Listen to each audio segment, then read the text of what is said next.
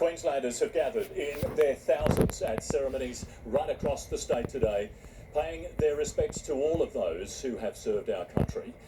The ANZAC spirit is part of our nation's identity, burning bright in the heart of each and every one of us. And today, that spirit was on full display. Meg Sides begins our coverage. Shining in the pre-dawn darkness, an eternal promise.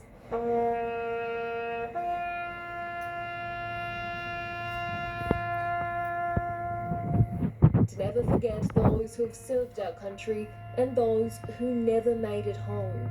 We remember that our freedom and tranquility have relied on this spirit of mateship. Wreaths laid at the Shrine of Remembrance with a moment of silent reflection. Just to remember those who my father, and those who paid the ultimate sacrifice. We still survive, or we have survived, in all the disabilities that we have received from our war experience, but it's a great honour to be with our mates here today. Each year, the crowds at the dawn service continue to grow. This morning, 15,000 Queenslanders stood side by side, keeping the ANZAC spirit well and truly alive.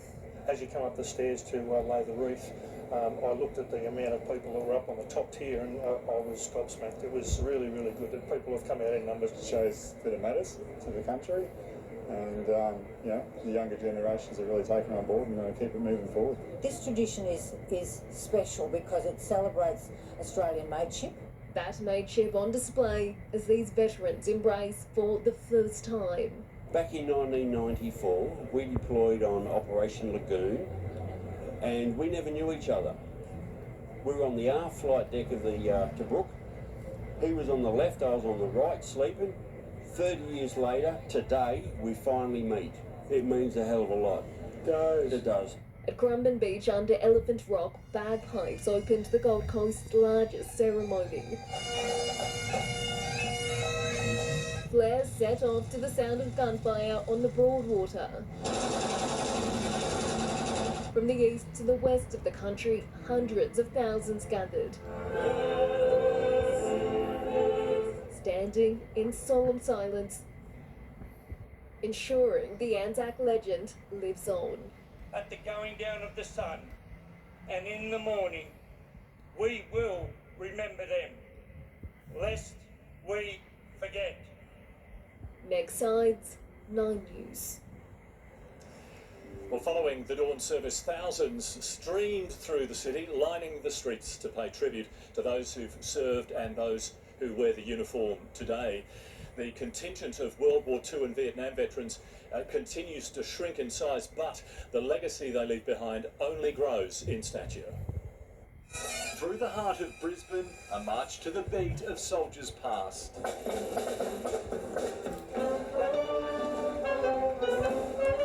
Veterans standing tall for those who have fallen. For those who aren't here, those who can't march. Cynthia Clifford served as an anti-aircraft gunner in Western Australia. The 100-year-old's one of the few surviving World War II veterans. And while age shall not weary them, their ranks are diminishing. My late father was a veteran of World War II, and he was captured by the Japanese at the fall of Singapore in 1942 and spent the next 3.5 years in Changi prison camp. Mike Hodge was only a few years older than his granddaughter Isabel when he was deployed in Southeast Asia and then Vietnam. Served with a lot of good men there, and a lot of guys got killed.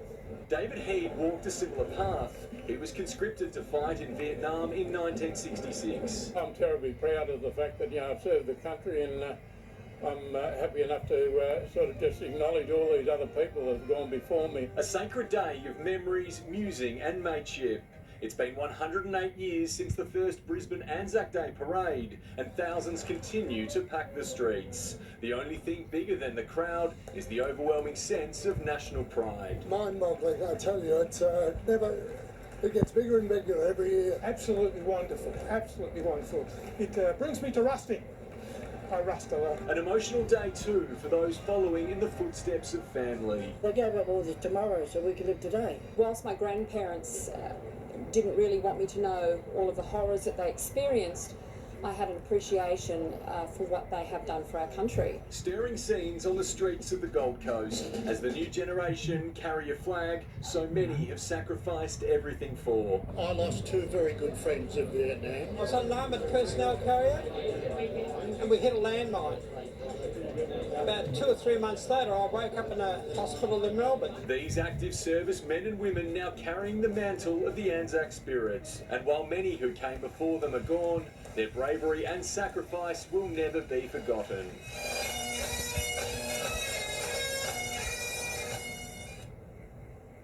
Well, to Cam Inglis now out in Caxton Street with those still marking the occasion. Cam, the day's traditions have carried on into the evening. Yeah, they have, Lofty. That timeless tradition of two-up is just wrapped up here at the Caxton Hotel. But what's been so good about venues like this one and others across Queensland is they're raising money for Legacy. That's the charity that helps supports veterans and their families. Bruce Page, our seniors reporter, he was in the thick of the two-up this afternoon. We'll bring you his special report a little bit later on in the bulletin. Lofty? Thanks, Cam. We'll look forward to that. Well, the Prime Minister marked ANZAC Day in the mountains of Papua New Guinea, remembering the